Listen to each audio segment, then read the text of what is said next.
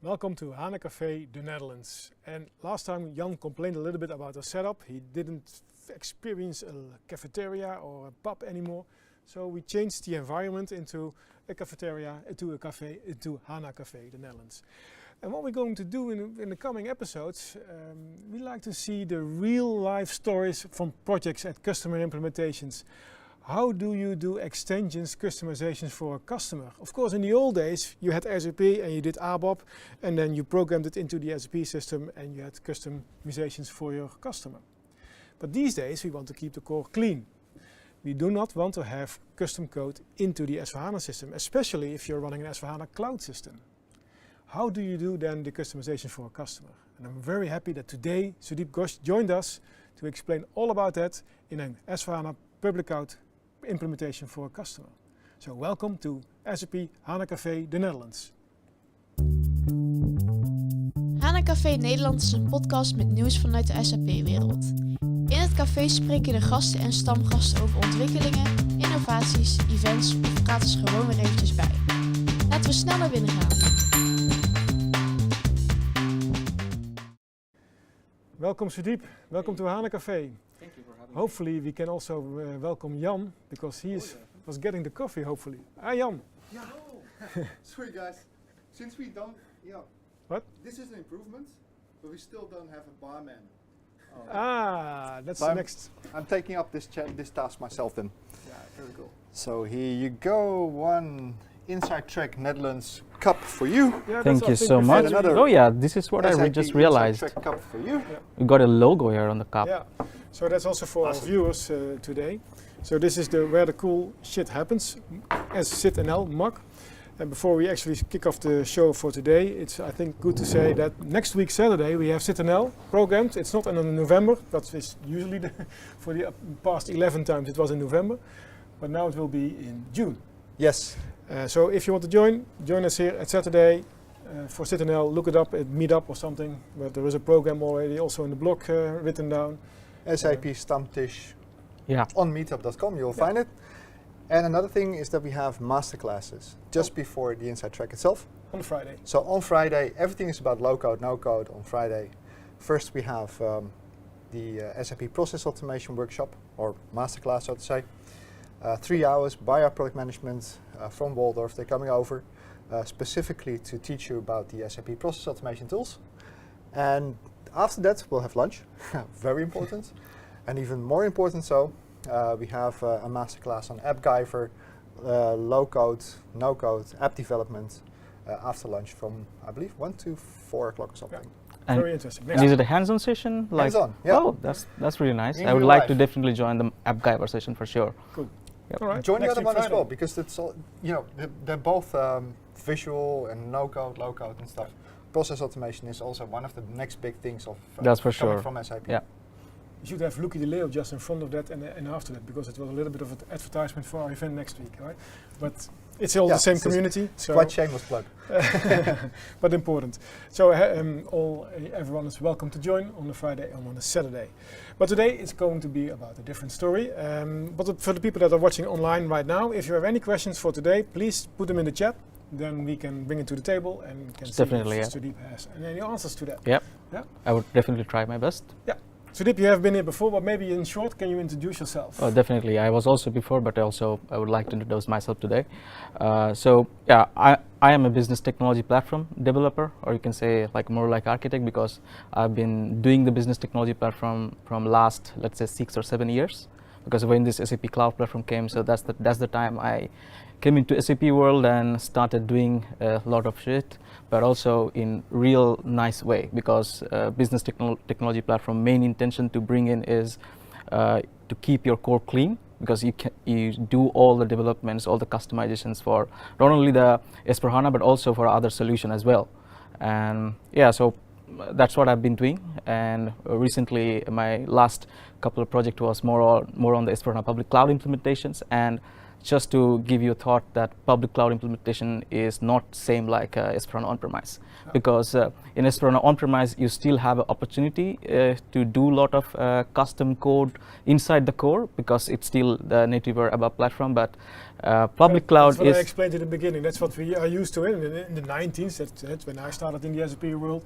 You just opened the SAP box and you typed in your code. Exactly. Even though SAP is running a lot of campaigns, but still I feel like there is some gap. People try to do the development same old school way, which is definitely not good. And this is the same story and same learning we have got recently, because my customer also had a S/4HANA on-premise before, and they wanted to migrate to public cloud. And when we got into project, we understood that, okay, everything's been done inside the core, no interface, no middleware, no extension, and it's not going to be a very easy task for us. Because but wait a minute, did you just mention that they already had S/4HANA? Or oh yeah, they had they had S/4HANA on-premise, yeah. So they had S/4HANA on-premise. And then they decided to go for the cloud first. Public cloud, yeah, because definitely it reduced the TCO and a lot of other benefits are there. And also their business, I guess, somehow get perfectly fit for the public cloud, because they have a lot of entities and they want to implement public cloud for all the entities. Yeah. And did it fit? I mean, in terms of functionality? Well, yeah, functionality wise definitely it fits, but some functionality definitely you need to extend, because you don't get everything in the public cloud, and that's why your business technology platform comes into the picture, where you can develop the extension, the functionality which is missing, those gap you can completely build on a business technology platform. And did they go crazy with customizations of S4 on-premise, or? Well, they had a lot of customizations, but what I was surprised to see is they had all the integration built on ABAP layer. So they did everything on the ABAP instead of using middleware tools. They use ABAP coding, so they are like calling different APIs from Salesforce, from other non-SAP systems, and what they're doing is like they're trying to schedule a background job for ABAP program, classic background job, which normally pulls the data and push somewhere. So, but definitely it's not a good approach, because so this is where also they got a learning that, okay, if we go in this path, then when you go for an upgrade or when you go for like a transformation project like S/4HANA public cloud, it just create a lot of mess, because first of all, the big problem is in the timelines when you deliver the projects, because you already have everything. So customer expect, okay, it might be a 4 or 5 months projects, but it's not really, because everything's been done in different way, and now we need to shift everything. We need to analyze, okay, what could be the integration use case, what could be the extension use case. So that was a great learning. What's the reasoning for that kind of approach? What's the reasoning for pushing things like what you usually put into integration tools? Why did they put it into the ABAP layer? So that's, I guess, more or less, I don't know, the cost savings, or maybe it's also depends on the partner, because they get a chance to implement something. And I also feel like though community, OpenSAP, SAP is doing a lot of campaigns to educate customer as well as the partner, but still somehow I see the skill gap, because this is also I try to find the difference, because normally if someone is very old school ABAP, maybe they will get offended, but this is the real story. They try to do everything using old school ABAP way, because but that was the old situation, right? So you found an S/4HANA on-premise system with all codings done on the ABAP layer. Yeah. And then you had to go to S/4HANA cloud. Exactly. You have to think, It was built by people that don't go to inside tracks. Probably. Possible, could be possible, yeah. Or, So we need more inside it was tracks. built 20 years ago, when it was still common to build everything. S4 in didn't ABAP. exist 20 years ago. But then So if you upgrade, then you get your all ABAP code. Is that the case? Was it like what they consider like a blue field or brown field approach? Yeah. Where they've been updating their R3 system and then had all the legacy that they had built in their R3 system also in S4? I guess that's what they did, like from ECC to they transformed to S4. And I guess that could be one of the reasons, because they saw, okay, in S4 on-premise still you could do ABAP, so you just go in the old school way to save the cost, save the development times, because already things were developed, right? Yeah. But that's not a good way, because the way we are going towards, like if you want to have the innovation, latest innovation, SAP releases a lot of innovation in S4HANA Cloud, and that's what SAP does first. Like more major releases you get to see in the S4HANA Cloud. And also, not only from the cost-saving point of view and innovation point of view, but also S/4HANA Cloud offers you like everything maintenance part by SAP. Like you don't need to bother about upgrade.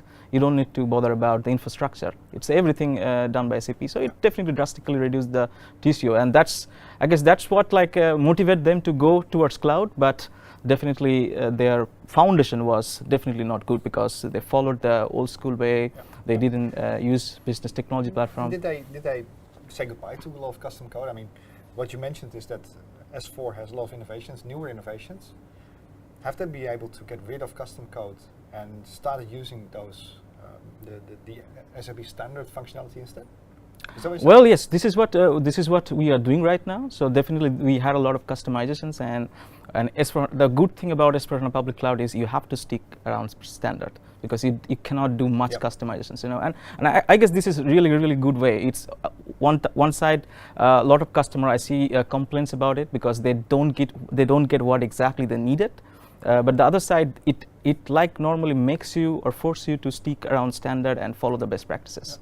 And that is something I like about public cloud, to be honest. And they are recently, I guess in the ticket also they have announced that they are going to bring the embedded ABAP because also I guess in the market right now I feel like there's a skill gap, like for example Node.js, CAP, Java, like because these skills are like more or less open source skills, you know. And if you look at the SAP stream, they are more or less ABAP oriented. We are old school guys. And I guess that's also one of the reasons that the customer has to go with some approach which is not good. No. So if you now look, so you find this system and the customer wants to have lower TCO. That's not what we are going to talk about TCO because I like to go deep in the technical details. So the star on the horizon is S/4HANA Cloud. But you are in an S/4HANA on-premise system, so how is the global overall the high-level architecture for your S/4HANA Cloud system if you want to make the customer and the end user happy? They are used to all those customizations. What do you then bring in place on your architecture plate? Well, I guess the first thing normally when the S/4HANA Public Cloud implementation comes, the first thing should be to identifying the use case which could be fall under integration and which could be fall under extension, because that's very important. Sometimes people think that okay, extension could be integration or integration could be extension, but not that's the case, right?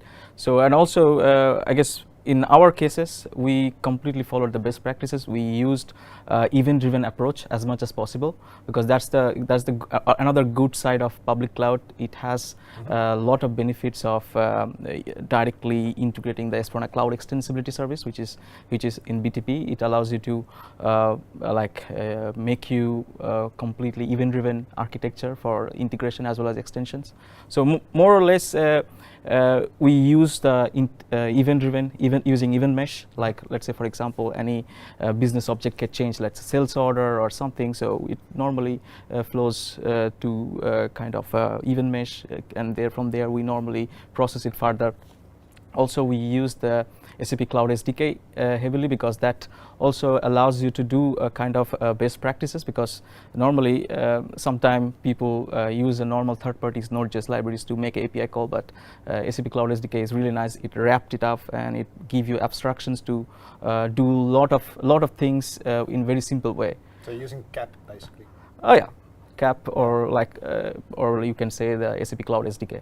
Yeah. Because the CAP normally, I believe that there are some cases where you don't need a HANA database or HANA Cloud, to be honest. It's just like more or less a processing extensions, you know, and that's where like you need to get a kind of the more or less business logic you need to play with, and I guess that's where the Cloud SDK plays a really nice role. Is it like by the old user exits?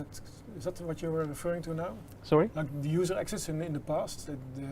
When you had exactly, more or less similar. Yeah, more or less similar. Like, for example, you want to do some kind of validations. Let's say you want to, and the validation is completely based on, let's say, from different systems. You want to gather data and do some kind of calculations, and then you want system to take some certain decision. Then it's a really nice approach that you use the Cloud SDK, and Cloud SDK is more or less completely based on Node.js and Java. and also it internally calls different S/4HANA Cloud APIs. So standard APIs being normally called, but in very simple way. From the developer point of view, it's really nice, and yeah, I feel like it's a standard best practices. So if you are a developer on such kind of a project, are you then a new developer in the SAP world, or can an existing ABAP developer from the old world also do this? Yeah, exactly. Because it simplifies all developments. Okay. Yeah, it simplifies all development. So just coming back to your questions, that how was the architecture? So Yeah. more or less, we had a major 4 stream, like order to cash we had. Then we had like a bank communication, more or less treasury related use cases. We had then I guess procure to pay. So these are the major use cases we had, and more or less if I identify the integration as well as the extension, so more or less I see the 60% integration use cases, and like more or less 40 or 30% cases were extension. Right. Yeah, and we try to follow the more or less event-driven architecture in everywhere, because that allows you to develop things in very flexible way. Earlier days, like people used to like use a kind of a job or something to always knock the door and get the data, but now with Event Mesh, I feel like everything is very easy, and it's very sustainable, to be honest. Okay. It looks like you're using all the new toys as they are supposed to be used. Exactly, but yeah, exactly. Yeah.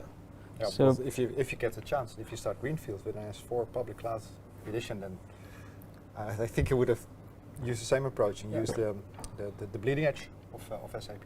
So if you come down to a bag of services that you would bring to a customer like this, you mentioned integration, you mentioned event mesh, you're probably using a little bit of Cloud Foundry runtime to run your applications on. And also the Cloud Print Manager. I would like to bring this. This service is really nice, because normally every customer like who has S4 and S4 Cloud, whatever, or even ECC, they do a lot of label printing, and we got a nice use case for Cloud Print Manager, that they wanted to do a lot of label printing, but they want to have some kind of custom app which does those labels, like generate those labels. It's a relatively new service, actually. Yeah, but it's very powerful.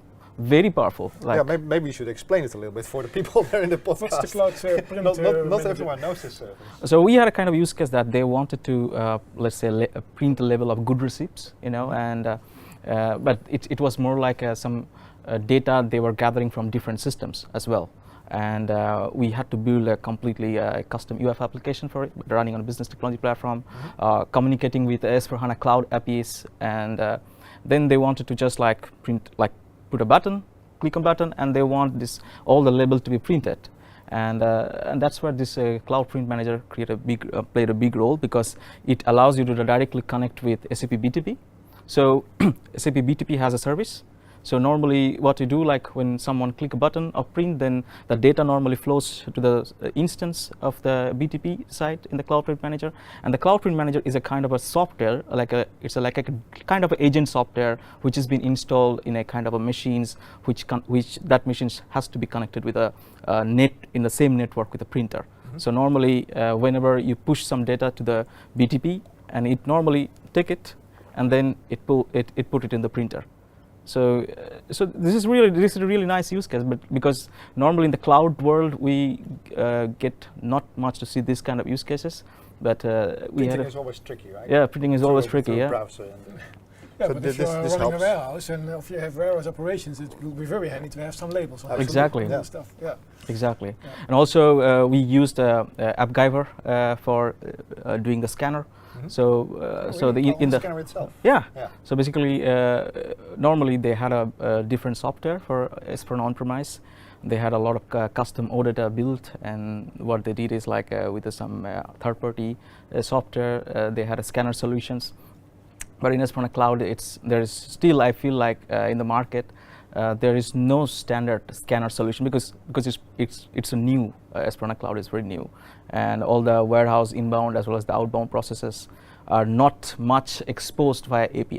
Yeah. So we use the Cloud SDK again to build a lot of APIs, and then finally we integrated with AppGyver to give a kind of a mobile applications. Because ultimately, all scanner apps are like Android or iOS applications. End of the day. We usually build those mobile apps for instance, in-store and for warehouses, using Fiori technology. So it's based on UI5. But AppGyver and the fact that you can compile your applications to native Android and iOS applications. I assume the scanner is an Android device? Yeah, it's an Android device. Yeah, it's so Android device. You can have a native application on that device to do your thing. That's true. That's really cool. Yeah. So it's a good. I mean, normally end of the day, a thing works pretty much inside a SAP system, and you do everything with the best practices. And SAP is right now is providing a lot of services around it. So you have integration, you have the SDK, you have a little bit of Cloud Foundry runtime, you have AppGyver, Cloud Print Manager, also API management. API management. Because it's very important that, because as I mentioned that I also was heavily involved in doing a lot of integration and extension building around the bank communications, and there you need a very good security, because you, like for example, the bank statement or payment files, these are the use case where like normally money flows, and you need a very good security so that it cannot be hacked. And the API management plays a really nice role there, because you build all those APIs and then you need a security, you need to add those policies. And normally I was surprised to see that SAP API management is really, really nice, because it complies with OWASP top 10 security vulnerability. So you can attach those policy to get mitigations from all those loopholes, security loopholes. So we used also API management heavily for all the APIs we have delivered. In the direction of the banks? So not only the direction of banks, but also in the other APIs like warehouse, even. Why not roll it out to more? Exactly. We started with the bank, but then we started like realizing that it's also a good idea to have those policy attached to the APIs. So this is also one of the, I guess, best practice learning for us. Like definitely in the cloud world, everything is exposed, but with the API management and with all the security policy attached to your APIs, you can definitely secure your stuff. Now you of course use things like output management, like forms by Adobe. Yeah, definitely. Yeah, definitely. Authentication, the identity authentication service. Yeah. For the front end, for the front, right? Exactly. Exactly. What else? I guess box is already really filled. I guess you forgot to mention Event Mesh. Yeah. Oh. Yeah. Event Mesh was.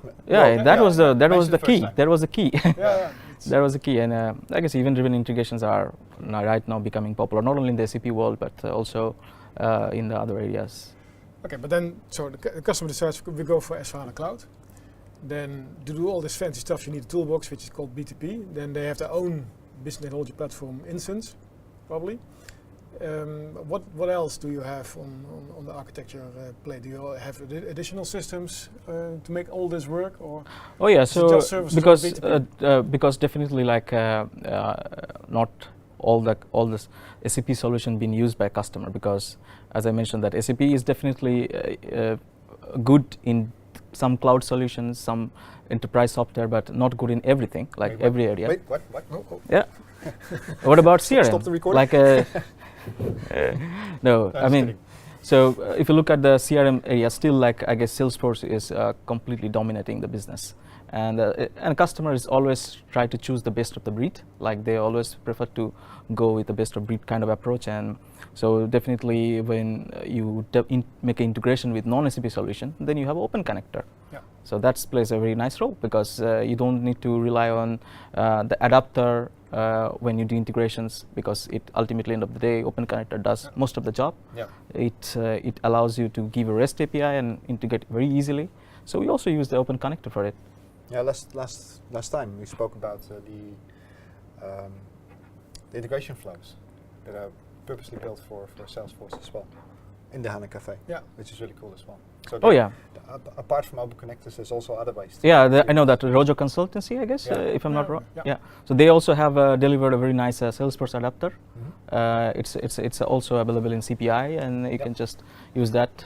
It's just like another adapter, like OData or FTP. So you can even choose which one you use. Yeah, that's true. I agree completely. But we always try to stick around the best practices in SAP. Like more or less, if we can get everything from SAP, then we always try to be or stick around that approach. Yeah. If you look at a team that's working on the client side for this implementation, what kind of skills did you bring to make the customer happy? Well, I guess to be honest, in kind of like this kind of implementation projects, you need skills not only in BTP but also S4HANA as well. Because when you are doing this S4HANA cloud implementations, in order to identify the correct APIs and how to use those APIs is really play a big role. And I should thank to my other companies where I work, because before BTP I also was working in S4HANA and S4HANA Cloud, like before joining Aarini. So there I learned more about S4HANA Cloud, different APIs, for example, purchase order, which API need to be used, or for example, sales order, which API need to be used for, let's say, I want to do a kind of a put away task confirmations, or like a warehouse outbound task confirmation, like a picking, which API need to be used, because that's very important. That's very important. That helps you to identify like the correct service and correct approach of developments. And SAP API Hub is a really fantastic tool, I have to say, because right now, if you look at all kind of SAP development, they have a catalog, they have all the CDS views, they have all the APIs listed. Even recently, I guess they started posting all the integration content as well as the event, all the business events. So for example, you want to know that, okay, I want to listen purchase order creation events, how the structure would be. So you go to API Hub, you search it about it, and get the informations, and that helps you to build the integration as well as extensions. Okay. Yeah, events on there as well already. Yeah, it's there already. Yeah, there, and it helped a lot us. Yeah. It helped us a lot, and because yeah, that's really also give you idea what are the business events are available and what you can do with event mesh. Because sometimes like not all the events are listed, I believe. Not all the events are enabled in event mesh. There are some certain events like you still don't have available in the event mesh or event driven. But yeah, most of the majority of the business events are available, and that's really good to, I guess, good to go for developments. Yeah. And this is all called the side-by-side extension? Yeah, it's all our side-by-side extension. So you don't do anything inside SAP. So definitely there are some scenarios where like you do in-app extension as well, because normally this is what also we have observed that for form developments, like normally Adobe Form or Adobe, any kind of form, like it could be order confirmations or invoices. You need sometime the data which is not available in the standard. It's called MV45 AFZ? No? Oh boy. Yeah, no, that's the name in the SAP script library, of course. No, that's excuse me. Some old memories came back. Oh yeah. No, I guess right now the form development is quite easy. They have made an output determinations app for doing all this, and there is a like you can choose the templates, you can extend the templates, and but thing is like you still what I see is you still miss some data points or data attributes which is not available in the standard, you know, and that's where like a customer always never gets satisfied with the standard. They need some data from different sources, and that's why like you need to have custom fields and custom logics, let's say, and that's enough extension also come into play. So this is also my learning that in order to implement S4HANA public cloud or S4HANA on-premise, you need skills like a BTP as well as S4HANA as well. Yeah. And it's very good to have a knowledge about at least 2 or 3 processes, like order to cash and or maybe a design to operate, because that plays a very important role. Because but that has always been the case, right? So if you did customizations in an ECC system and you just said, okay, I'm a programmer and I'm just doing some database stuff, and you did not know in what kind of process it was, then you could probably make some mistakes. So it was always handy to have also some process knowledge as an ABAP developer in the past. But now you have, of course, BTP skills, but still exactly to know what kind of process you're working on. Yeah, but also this is also my learning that because if you don't have the SAP S4HANA knowledge, then the problem is in last coming years, like or maybe in the last previous 2-3 years, the development way of style of doing development completely changed. You don't the functional consultant don't get to try the BAPI executions, or they cannot write that kind of flexible functional specs or technical specs, because everything is now API. And this is also we see like, okay, sometimes the functional consultant, they don't know because I understand also that it's not their part of job. I guess it's also a technical person's job that to find the correct APIs and how to use that APIs. And for that, I guess definitely we need S/4HANA knowledge and S/4HANA cloud knowledge, and more or less SAP ERP knowledge. So you mentioned already, like I'm going to have another couple of additional fields that weren't implemented in the standard S4, and that's something that you still worked on and using the new extensibility framework in S4. Or well, I used the in-app extensibility approach. So I created like a custom fields, let's say. Yeah. In the business context, it's need to be there. So and then finally, normally using custom logic approach. Like custom logic is nothing but a kind of a baddie, to be honest. Yeah. Like a same baddie, but they just wrap it up with a new name. Like yeah, exactly. You're right. And it allows you to write a certain level of above code to do kind of let's say some transformation, data transformations, and putting the value from one place to another place. Yeah. And that's really helps in terms of phone developers. You to do a couple of things. Of course. Exactly. Yeah. Exactly. To make sure that you have your backwards compatibility if you move to a newer version of S4. Yeah, so and it's slightly different, but looks the same. Yeah. Exactly, and also also it's very important to have a CDS view knowledge, that because in S/4HANA Cloud, what happens like you don't get everything in the standard APIs, because what SAP does is I'm also trying to learn the SAP strategy right now, that okay, how they are delivering the APIs for S/4HANA Cloud. So this is what I have seen in the all the implementation projects, that they release APIs for what the custom or standard CDS view is not available.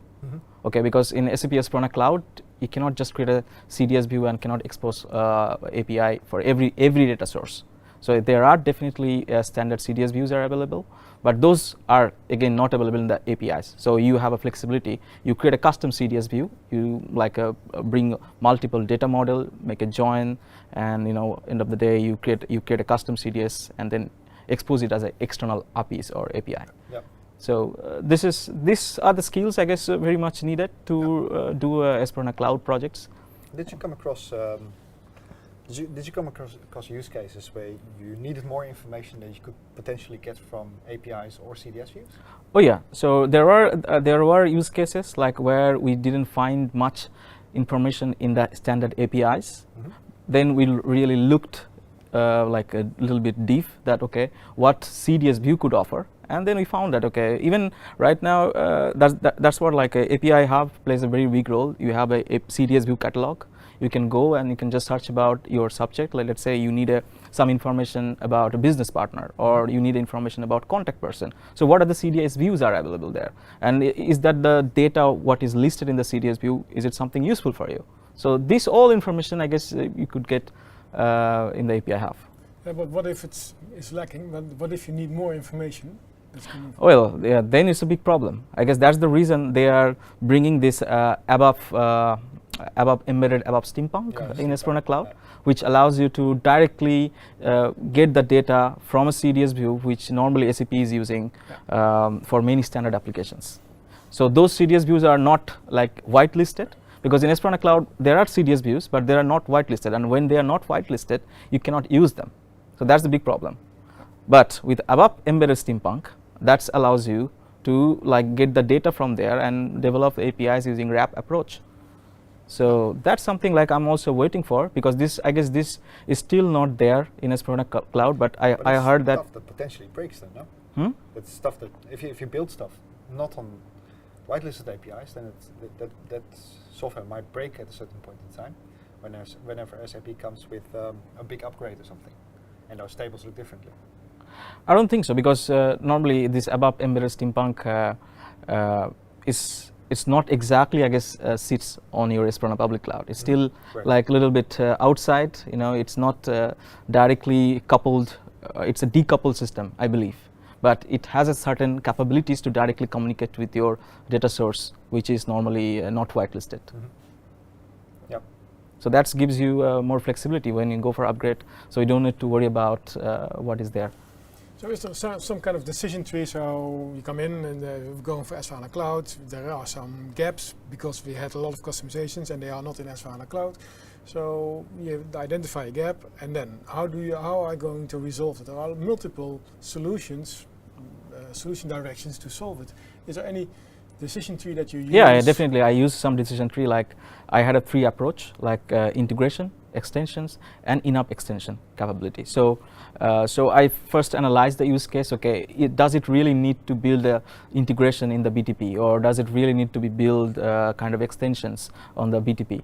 If it not really needed, if does my in-app extension capability satisfy the needs or requirements? So if something like, let's say, can be done using in-app extensibility, for example, just giving you an example, sometime a customer want to store a set of datas, you know, and for that, like you have a custom business object. It's a same like a tables, okay, and it allows you to store the data, but at the same time, it helps you to generate a backend service, CDS views, and a few release report app on the fly. So for those cases, you don't want to bring those data into the HANA Cloud. Mm-hmm. You can still store everything using custom business object. There are certain cases where like integration could be used. So in some cases, like we see, okay, that if the standard API allows you to do everything. So it's just like we make a kind of wrapper on top of it, like a more or less for security reason, because for example, we want to prevent some security vulnerability. So just like we use the standard APIs, on top of it, using API management, we attach all those security vulnerability policies to secure it, and then just integrate it. Yeah. Okay. And yeah, you're still in the middle of it, of the project. Oh yeah, so we had a go live. Okay. So yeah, so go live on December for 1 countries, and then. Yeah, right now also last week I guess we had a go live, but it postponed for a different reason. But yeah, but it's a kind of a rollout project. Yeah, okay. So the first results already came in. Yeah. How was the experience for the end users? Because they were used to have a system where all their wishes were fulfilled using customizations. Now they have a different solution, integration between S/4HANA Cloud and the BTP extensions. How is the experience for the end users? I guess the experience is great because everything is now in Fury, first of all, like and they don't need to open SAP GUI again. And most of the, I guess, S/4HANA Cloud app are like Fury, but there are some GUI apps that there, but still, I guess, from the experience point of view, user experience point of view, it's much better. Yeah. Much better, much simplified, and yeah, I feel that, though I was normally not involved, let's say, in training, any kind of end user training, but I received the feedback is really nice. Okay, cool. No, that's good to know. Exactly, and also because we also built a couple of custom app on the BTP, and because you have the IAS in between, so it makes everything seamless. Yeah. The experience, single sign-on. Yeah, single sign-on, like make everything seamless. They don't feel they are logging into different system, because end of the day it just added as a task. Yeah, so yeah, they exactly. They don't care what the technology is. Yeah, they don't care. Yeah, no, they don't care. And custom apps get integrated into your launchpad.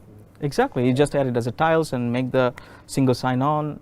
So I feel like it's a very new way of development, but it's very sustainable and very seamless experience from the end user point of view. And since you kept everything inside your S4 system, you also didn't have any issues with things like analytics and stuff? Oh yeah, so we had a kind of let's say like some customer don't have the SAC, you know, they have a different kind of analytics tools, but I'm glad that in most of the analytics tool right now, they support REST APIs or audit adapter. Yeah. So, and a good part of the SAP S/4HANA Cloud is all the API could be in the OData, or all the API could be in OData or REST. So that's really nice that you just deliver those APIs and they can integrate it. Yeah. Because normally majority of analytics tools are in the financial area, because they have a financial analytics tools. They want to see, okay, what is happening with the budgets, actual versus plan. So, and SAP has delivered like majority of the APIs in the S/4HANA Cloud. So that's really good. What is your top 3 of recommendations? If you, what do you want to give back to the community if you are going into such kind of a project? And think of those 3 things which is are the most important things? I guess they have to get married with API Hub. That's the first thing. They have to get married with API Hub. Yeah, okay. yeah, because the API Hub is a really nice tool, and it gives you everything. Most of the complex problem gets solved when you if you know the API Hub very nicely, like how to use it, because majority of the informations are there. Yeah. So that's the first thing, and then I guess it's very important to break down the use case, like it should come under integration or extension, or I could go with in-app extensibility, because every use case is not a side-by-side. You know, there are use cases definitely comes under side-by-side. You can do everything using side-by-side or integration, but you should always look into that, okay, with minimal effort, best practice, how I can do the things. Yeah. I guess that's very important, like break down the use cases into correct domain or correct areas, let's say. That's what your decision tree was, as you just explained. Yeah. And I guess it's very important also to learn the process. I believe that's very important. That plays a major role. For example, I was asked to develop a scanner solutions. Yeah. So if someone asks me to develop a scanner solution, then I have to know what are the EWM processes out there, like what are the inbound processes, what are the outbound processes, and how this process works. Like do you do the good received before purchase order or sales order? Like this all information, I guess, is very much important that someone has to know. Otherwise, even knowing the API will not help much.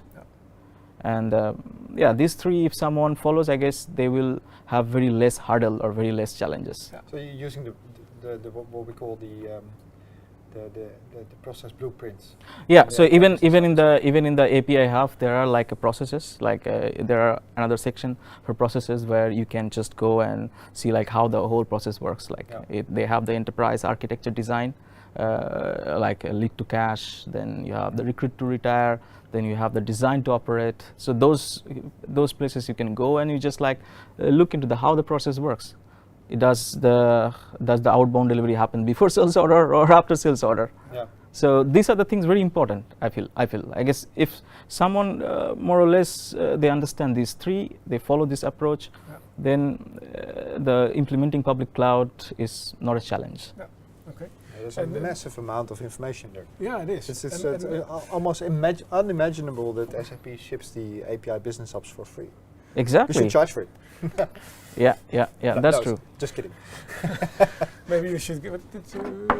What did you have in your book? So, just also to get an idea, how big was the team, the implementation team that was involved? Well, I guess we had 3 peoples of developer, and 3 or 2, or like more or less 3 and 2, and in every functional or process areas, 1 expert was there. Yeah. So that's small. Yeah, very small, but with business technology platform, as I said, with business technology platform, you can deliver a lot within a very short period of time. It's always an amazing discovery, Mike, like the Amazing Discovery show on the TV. No, but it's. Yeah, I've been in projects where we had to develop a lot of customization, where we had a development team of 30 developers. No. And then, of course, also an army of 60 functional process owners and stuff. And but this is totally different. Yeah, it's totally different because when you stick around a standard, then you don't need to develop much. That's right. Because SAP is delivering a lot of things, but definitely there are extensions. It's all about, I guess, identifying the gap correct way. Because if you identify the gap in correct way, then it's very easy to go with the developments, and if you follow the best practices, then it's possible to meet the deadlines and make customer happy. I think that's one of the key messages that I get from your from this conversation is also that you're using or you're applying technology smartly. Exactly. I mean, if you apply technology in a smart fashion, in the way it is designed, in the way SAP has put best practices around it, you don't need to invest in. I mean, given what you saw in S4 in the on-premise version, that they were basically doing integration as part of the on top of the hour player, rather than doing that in the integration tool.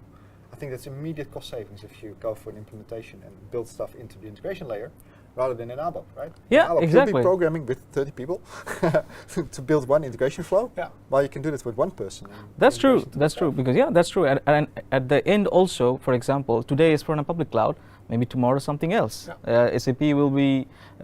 It's not about just SAP, but like we are in a kind of continuous evolvement and continuous improvement era. Like where SAP is bringing a lot of innovations, a lot of new technologies. And if you want to be in a market, competitive market, you have to invest on those areas. And if you don't develop, let's say, correct way, then when you go for an upgrade or let's go for transformations, then you're gonna have a lot of hurdles. Yeah. A lot of hurdles, and yeah, that's the way I see it. Yeah. And if you do everything on a business technology platform, it's just like a hook, you know. Yeah. You just hook it. That's it, and everything just works. Well, what's your experience with? I mean, you were talking about AppGyver and stuff, and given the fact that cloud integration is basically in low code, no code, or low code, you could put a little bit of JavaScript in there. But given that it's low code as well and AppGyver and stuff, it kind of seems like you've been busy modeling rather than coding as a developer. Yeah, right? exactly. I guess this is more or less, though I don't like much about designing things, to be honest, but AppGyver is something like which make things easy for me. Which make things easier for me from the UX and UI point of view, because it's just like a drag and drop stuff, and if you know how to play with it, you know how to hook the different events, how to integrate the APIs, then it's just like a Sounds like the story of this implementation. You start from CDS, and a CDS in public cloud is also a matter of dragging and dropping and stuff. exactly. And exposing your APIs as no data service is also low code, no code. It's just drag and drop and push a couple of buttons and it's there. And then you take it up with integration, which is a modeling tool as well with BPM 2.0, I think, where you basically put your process together, have AppGyver to connect to it, and build your user interface. Exactly. Drag and drop as well again. Exactly. So it sounds like more like a modeling exercise than actually a development exercise. Yeah, Did you develop it all? yeah, it's a big questions. No, certain cases definitely like you need to develop on the API side, but if I understand correctly, in the AppGyver side, like let's say the UI modeling or UI designing, it's not much developments. It's more or less like connecting the flows. You are connecting the dots to make or give something really impactful. Yeah. So this whole thing, modeling and the tools of BTP, could, you were talking about 30 people, he's talking about 3, Yeah. so it gives you 10 times productivity boost. Exactly. Cool. Nice statistics. Okay. So that's good that we have an AppGyver workshop next week. Yeah. Yeah, exactly, exactly. Sudip, anything that you still want to address today in our cafe? Definitely. Like also, I forgot to tell about another use case. We had a very interesting use case. Normally, a lot of customers still use vendor invoice management Vim solutions from OpenText, and we had a case like that S/4HANA Cloud doesn't have, still the OpenText doesn't have the Vim solutions for S/4HANA Cloud, and that's where the BPM or the workflow management played a crucial role. Like it's like, again, it's a low-code tools. Like you can have a decision tables in the business rules, and you can have the workflow designed. That is also very low-code. I believe it's a low-code. It's a low-code. You don't do much, but definitely do some little JavaScript. But so we delivered a lot of workflow. Those Vim workflow we replicated, and we put it in the business technology platform again. And whenever the supply invoice posting happens, so we have some kind of a workflow in the place. Normally for the data governance or data checking, and then normally post. So we almost pretty much use almost all the business technology platform services, major business technology platform services like workflow management. Then you have a CPM, event mesh, integration suite, extension suite. Yeah, this is the conversation I have with customers sometimes as well. They're asking me like this, especially for instance the SAP process automation that has workflow and RPA and intelligent. Oh yeah, I forgot to mention this. RPA, also we used RPA because normally the RPA use cases are, I mean, yeah, there are putting up in a can of worms. Oh yeah, there are use cases because when you don't have a RPS or when you don't have certain services to perform a job, then the RPA is a really nice fit because there are APIs, there are there are scenarios where we didn't have APIs, and when you don't have APIs or CDS view, then you need to do something, and that's where the RPA comes into the picture. So we had a certain cases where we use RPA, but it's a very very less, like a 5% or 2%, I would say, but still it was there. Yeah. Yeah, but we see RPA, especially if it's combined with AI, and if it's combined with workflow, take over things like very light versions of vendor invoice management. Difficult word, right? FIM. So, and this is also the reason that it's now bundled into one tool, right? Yeah. SAP Process Automation that allows you to scan through your Outlook inboxes, see where the invoices are, interpret the invoice, take the invoice number, put it into some sort of workflow, see if the amount is bigger than, let's say, 500 euros, Yeah. and if it's bigger, then it goes to an approval. Business rules, right? Business rules embedded. Eventually, that invoice needs to be entered somewhere, so you can use RPA to enter it. And this is exactly the reason why it's been built into one tool.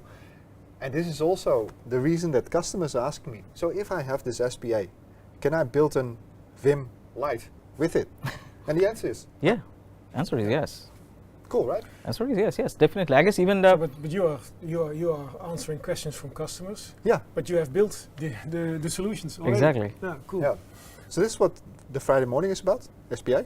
In the Yeah. afternoon that you're coming as well. At Guyver? Oh, Yeah. really cool. So this is exactly the point that we're trying to make with those two workshops on the Friday before the instant track is actually taking place, because they are so smart and so intelligent, and yeah, I used to develop as well a lot, and I was one of those kind of lazy kind of bums that if I could do it smartly, I would. Yeah. And these are the tools that allow you to be a smart developer lazy. and to be lazy. Yeah. No, I also That's what we call feet on the table programming. Ah, okay. Yeah. I guess that's really nice way to do, because normally I also believe that the one lazy guy could develop things very smart way, because he will always or she will always think about how less effort I could put in a work, and I guess that's a very smart way of also developing things. Yeah. And everyone still has the ambition to become this 10 times developer, you know? 10 times faster. Yeah. 10 times 10 times more faster. productive. Any last question, Jan? For me. Yeah. I need for you. So for have I convinced you to come to the SPA workshop on that Friday as well? Yeah, definitely. Definitely, I would love to come.